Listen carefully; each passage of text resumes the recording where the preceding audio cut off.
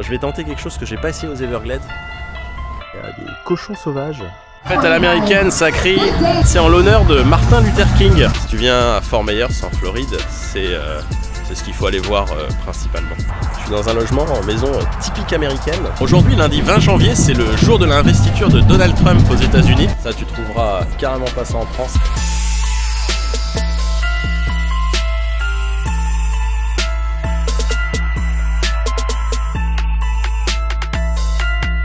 Alors aujourd'hui, lundi 20 janvier, c'est le jour de l'investiture de Donald Trump aux États-Unis. Donc là, je suis actuellement à Naples, sur la côte ouest de la Floride. Et dans la ville, il y a une sorte de défilé. Alors je sais pas si c'est par rapport à l'investiture. Je suis actuellement sur la 5e avenue à Naples. C'est une rue à faire, c'est assez mignon. Il faut savoir que la ville a été appelée Naples par des promoteurs immobiliers qui trouvaient que la baie de Naples était plus belle que celle en Italie. Voilà pourquoi la ville porte le même nom que celle qu'on connaît en Italie. Il y a un défilé, ils ont bloqué les rues. Je ne sais pas si c'est en lien avec l'investiture de Donald Trump parce que je vois pas spécialement de drapeau par rapport au président élu. Il y a l'air d'avoir une fête au Cambier Park. Il y a des spectacles là, ça.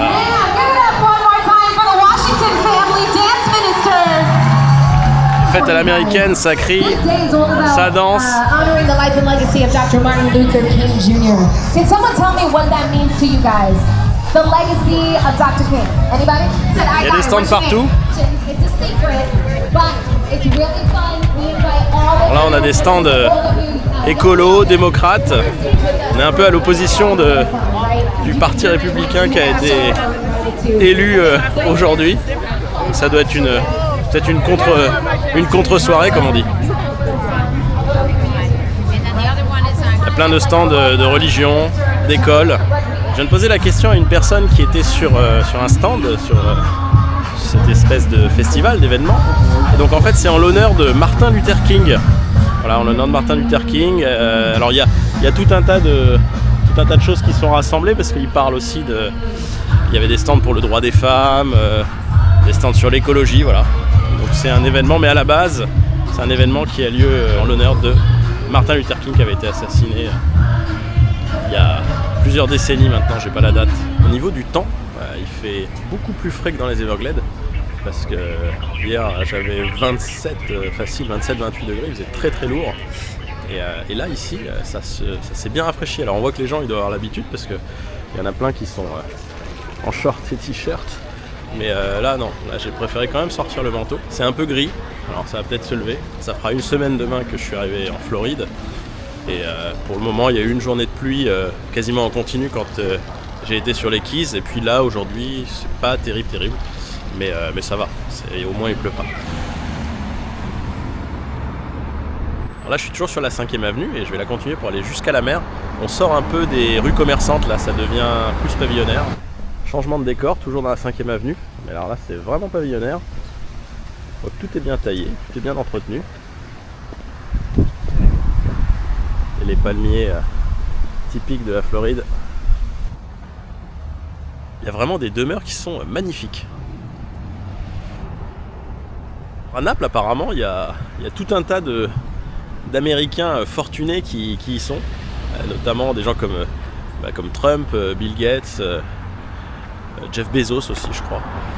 Ah, voilà, donc effectivement, on sent qu'on est dans une ville, huppée. Hein. Ça y est, on arrive au bout de la 5e avenue et on aperçoit la mer au loin. Ça fait un peu de temps, comme s'il y avait un ouragan qui allait se profiler, mais bon, pas de tempête a priori, hein, de prévu. Mais il y a quand même du vent, on le voit au niveau des palmiers. Ça y est, on est arrivé à la mer, au golfe du Mexique. Il y a des gens qui se baignent, pas beaucoup, mais il y en a quand même quelques-uns qui bravent le froid ambiant.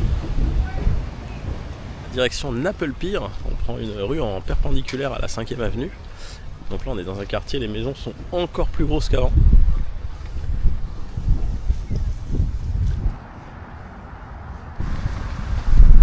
C'est assez étrange parce que à gauche il y a des demeures immenses et à droite il y a des sortes des sortes de petits appartements.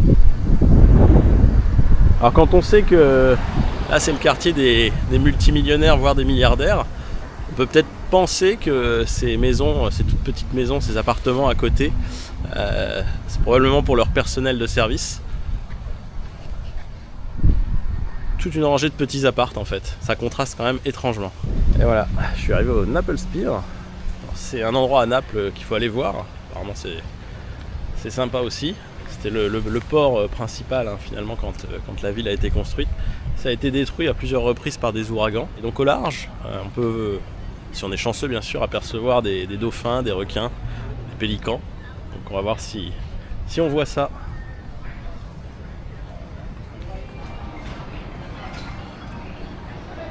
Aujourd'hui c'est devenu un ponton.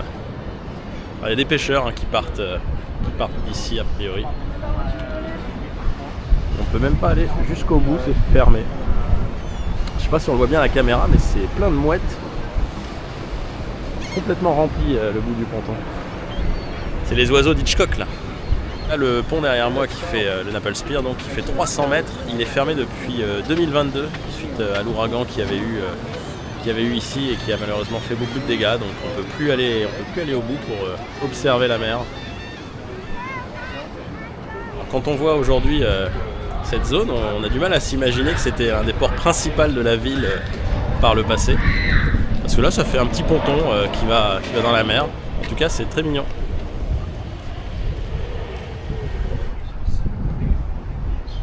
Et de retour sur la 5e avenue, je me dirige vers Tin City, qui est l'ancien marché aux poissons de la ville. En général, comme toutes les villes qui sont au bord de mer, le commerce principal c'est la pêche. Et Naples ne fait pas exception. Et voilà, on arrive à Tin City. Donc Tin City aujourd'hui c'est une galerie, une sorte de galerie pour touristes a priori, où il y a tout un tas de petits magasins pour flâner, acheter des souvenirs. Et à l'époque c'était un lieu de commerce de produits de la mer. Effectivement quand on voit l'architecture, ça ressemble beaucoup à ce qu'on trouve sur les docks.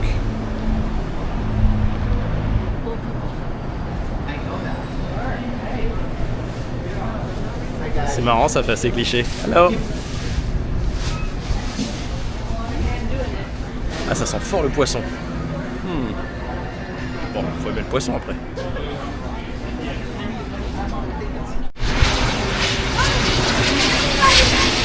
Alors il y a des jets qui atterrissent toutes les 5 minutes. Tu veux faire une croisière en bateau, tu peux en prendre ici. On voit au loin les pélicans hein, qui sont entre les deux bateaux. Alors au sud de Naples, il y a un quartier qu'il faut aller voir aussi, c'est Port-Royal. C'est des maisons qui sont vraiment énormes. C'est la personne avec qui j'ai parlé tout à l'heure sur le festival là, qui m'a dit d'aller voir ça. Et effectivement, c'est des châteaux là ici.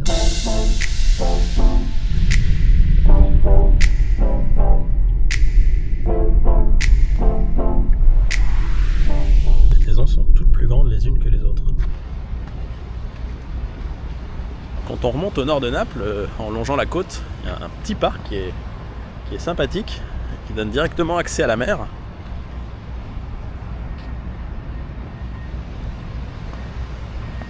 Petite chose à savoir, il y a pas mal d'endroits qui sont quand même payants aux États-Unis. Et là, en l'occurrence, dans ce parc, le parking que tu vois ici, il est payant. Alors bon, je sais pas trop combien ça coûte, hein, j'ai pas été regarder. Mais du coup, là, tu sors immédiatement du parking et en face, tu as la rue. Et tu peux te garer dans la rue gratuitement. C'est les choses étranges aux États-Unis. Aujourd'hui, il n'y a pas grand monde, mais je pense que quand il fait beau et les week-ends, ça doit vraiment être plein parce que au niveau des installations, il y a des douches partout. Il y a énormément de poubelles aussi. Donc ça, c'est signe que par moment, ça doit être vraiment rempli à cet endroit-là. Il marque combien ça te coûte si tu te gares sur une place handicapée sans en avoir autorisation. C'est $250. Voilà, c'est le tarif.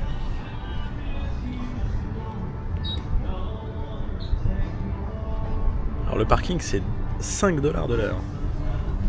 Et un minimum de 2,50. C'est-à-dire que si tu viens ici, tu restes une demi-heure au minimum. Et après, c'est $5 par heure. Il faut savoir quand même que tout est prétexte à dépenser de l'argent aux États-Unis. moindre chose est payante. Maintenant, tu peux arriver à trouver quand même des endroits où t'es pas obligé de dépenser et quand même profiter de l'environnement.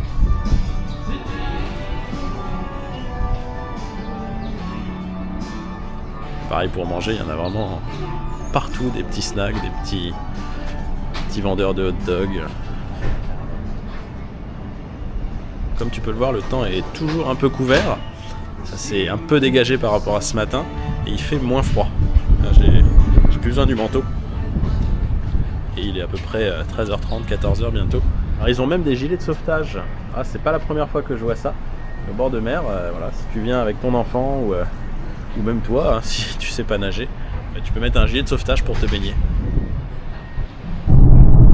Je suis sur la route qui remonte vers Fort Myers, sur l'autoroute du coup. Et alors vraiment les autoroutes, c'est pas une légende, hein, c'est énorme aux États-Unis. La circulation est globalement fluide. Hein. J'ai encore jamais eu de bouchon. Je suis juste à côté de Fort Myers, c'est l'endroit où je vais passer la nuit. Et donc je suis au Manatee Park Welcome Center. Si tu viens ici, il faut savoir que le parking est payant. Le parc est gratuit, mais le parking est payant. C'est 2 € de l'heure ou 5 € la journée. Et alors, petite particularité, heureusement que j'avais pris un peu d'espèces, parce que la machine pour payer le ticket est censée accepter les cartes, mais visiblement elle n'accepte aucune carte. Après en avoir essayé plusieurs, c'est le même tarif.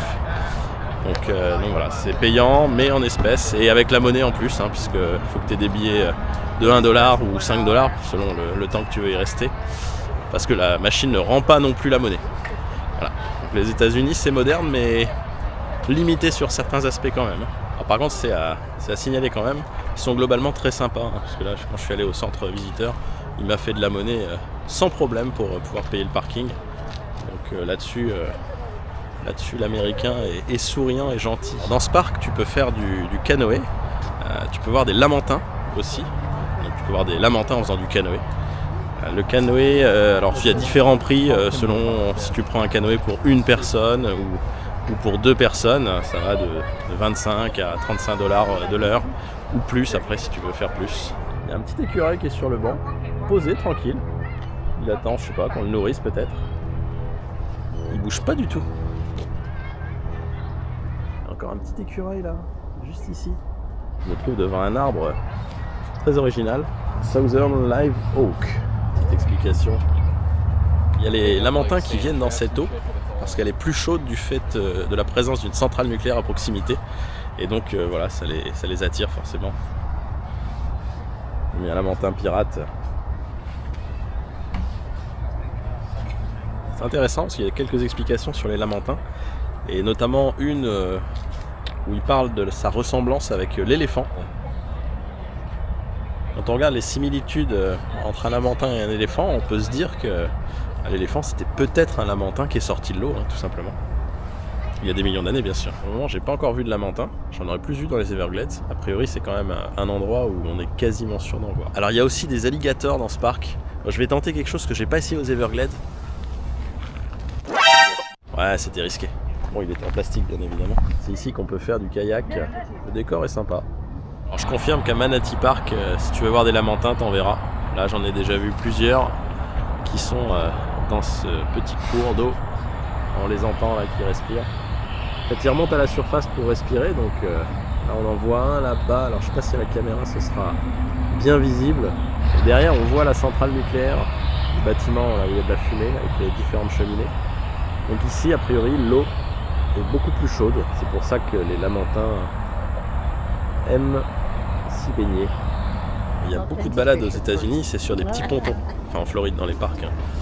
Tout est aménagé pour pouvoir se balader tranquillement. Il y a même plein de gens qui vont pêcher au bout de ce ponton. Pour cette nuit à Fort Myers, je suis dans un logement en maison typique américaine et dans un quartier pareil résidentiel. Alors jusque là j'ai pris des Airbnb et des hôtels. J'ai eu une petite surprise avec un des Airbnb où il y avait quelques petites bestioles un peu bizarres quand même dans le logement. Mais sinon globalement ça va, les hôtels c'est de qualité.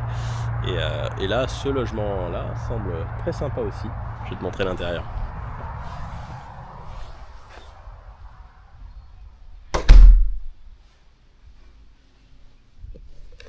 c'est assez grand, tu peux le voir. Les espaces aux États-Unis sont bien pour ça. Chambre, les king size. La salle de bain derrière. En fait, là, c'est une maison qu'ils ont découpée en plusieurs chambres.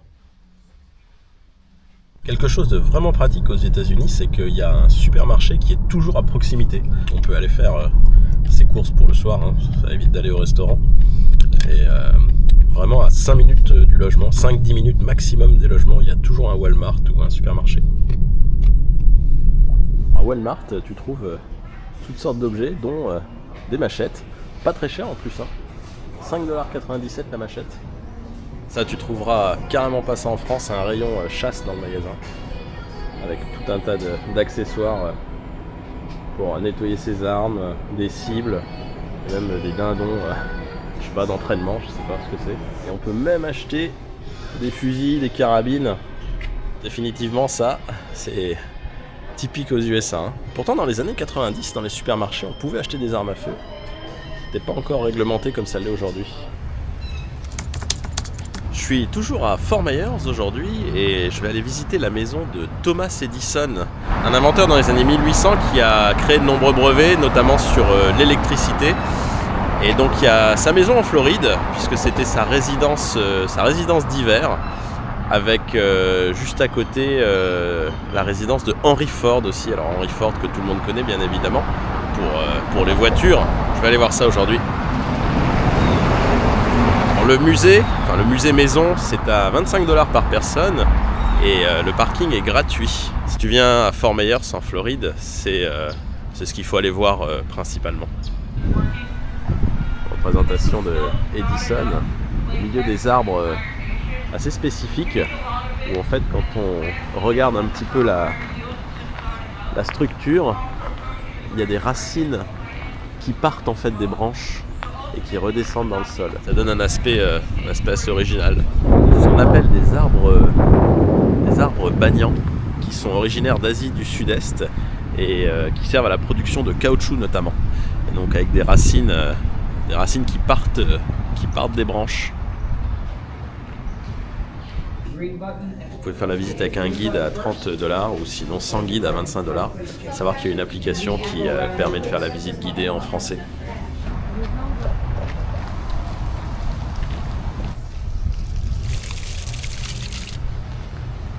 La propriété est vraiment immense.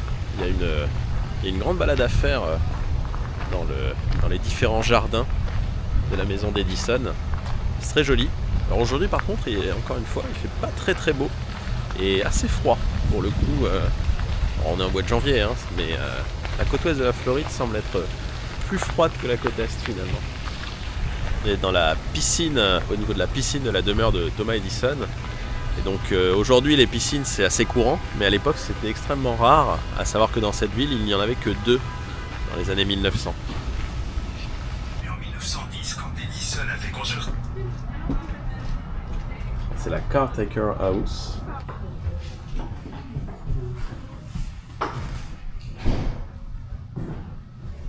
Représentation d'un tarpon, probablement le poisson qui était pêché ici.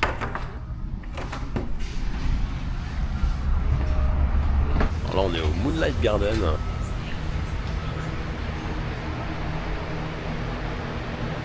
On arrive sur la maison d'Edison, la Seminole Lodge. Alors Seminole en hommage au nom des Indiens qui vivaient dans cette région à l'époque.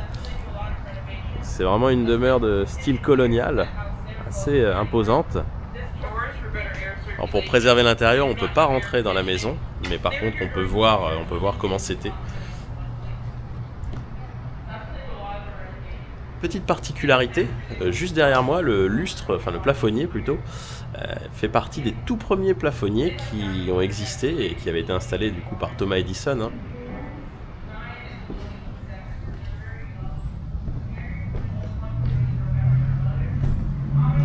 Il y a des bâtiments un peu partout hein, sur cette propriété. Juste à côté de la Seminole Lodge, on accède là par un petit corridor, il y a la Guest House, c'est la maison des invités de Thomas Edison.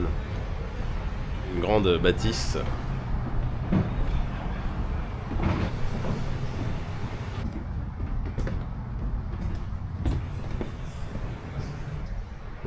cuisine de la guest house. Il appelait son personnel avec un système de cloches. Juste en face, la salle de réception. Là, on arrive sur la propriété de Ford, d'Henry Ford, le célèbre inventeur et constructeur automobile. Alors, il y a une petite exposition de modèles Ford, la fameuse Model T, qui était l'une des voitures la plus vendue dans l'histoire de l'automobile. Et là, il y a toutes les voitures qu'il a pu faire, avec la toute première voiture en 1896 qu'il appelait le quadricycle. Donc la demeure d'Henry Ford était vraiment juste à côté de celle d'Edison. C'était de très bons amis, en plus d'être des partenaires de travail. Un petit aperçu de la maison d'Henry Ford qui faisait quand même 260 mètres carrés à peu près. Et dans le prolongement, la maison d'Edison, on voit au loin. Dans les jardins de la maison d'Henry Ford, il y a un arbre gigantesque et magnifique qui lui aussi vient d'Asie. Edison avait fait importer tout un tas d'arbres venant d'Asie pour produire du caoutchouc sur le sol américain et ne plus être dépendant de l'importation pour cette matière. Donc il a fait tout un tas d'expériences, d'essais et d'importation pour être autonome en fait. Quand on traverse la rue, juste en face des maisons de Thomas Edison et d'Henry Ford, il y a une espèce de petit musée assez sympathique avec des représentations ou même des voitures originales, je sais pas. Ford, Cadillac, le fameux Model T de 1914.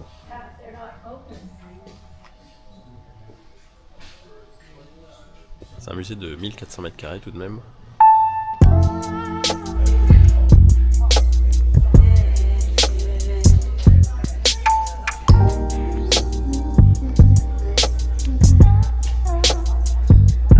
Thomas Edison était un très grand inventeur puisqu'il avait déposé plus de 1000 brevets. On a une timeline qui reprend un peu les différentes inventions selon les époques. 1870, 1880, 1890, les années 1900, 1910,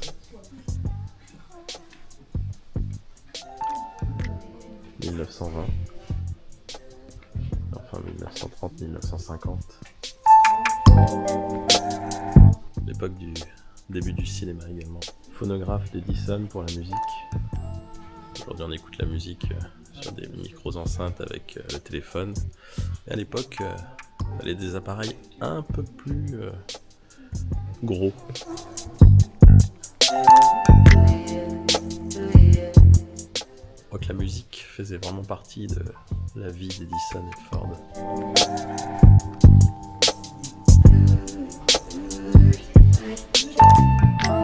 Un moteur V8 de Ford. C'était aussi un musicien, il faisait du violon. Ford et Edison étaient aussi des grands fans de baseball apparemment.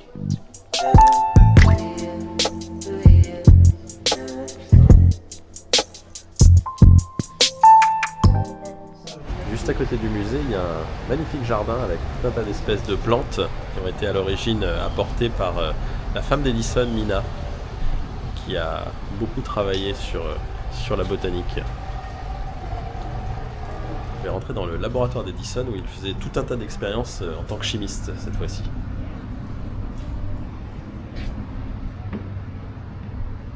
Une espèce de grand hangar en lien avec la botanique. Donc les recherches étaient surtout liées à la culture du caoutchouc, thème majeur finalement d'Edison ici. Alors ça y est, il s'est mis à pleuvoir pas mal cette fois-ci. Voilà les banyan trees qu'on avait au début de la visite. C'est assez surprenant effectivement. On voit vraiment les racines qui prennent naissance dans les branches pour rejoindre le sol. En quelque sorte un arbre inversé. Alors, si tu viens sur Fort Myers en Floride, je te conseille vraiment de faire le musée de Thomas Edison, sa maison, ainsi que celle d'Henry Ford. C'est vraiment très intéressant et assez grand, hein. On y passe On y a passé quasiment 2 heures, donc c'est sympa, il y a beaucoup de choses à voir. Thomas Edison, il a quand même joué un rôle très important dans tout ce qu'on connaît aujourd'hui en termes d'innovation. Il a été précurseur dans énormément de choses, notamment sur l'électricité, mais pas que, finalement, on le découvre ici.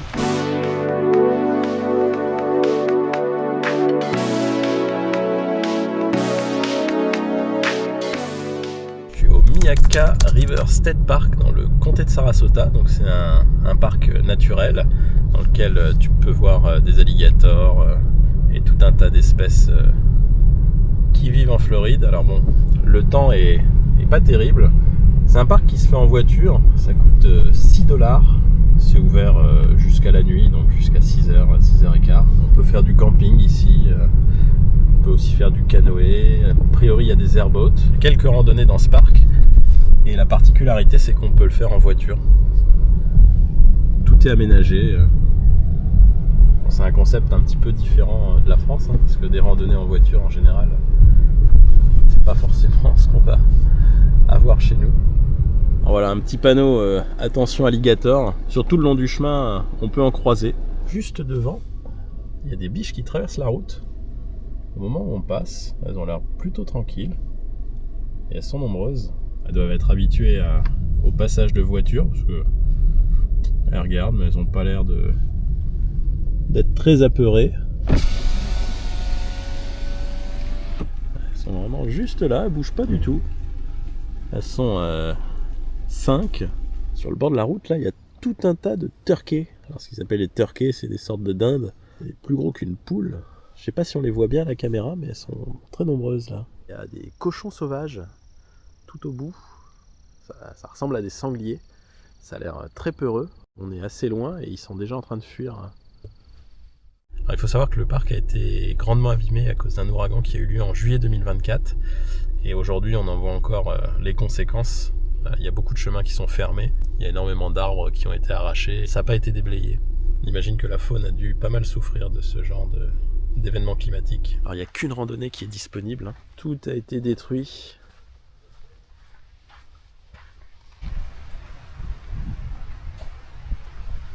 Ça fait ambiance très caraïbe là. Comme je te le disais juste avant, ce parc a été marqué par un ouragan l'été dernier, et donc il y a eu beaucoup de choses qui ont été détruites.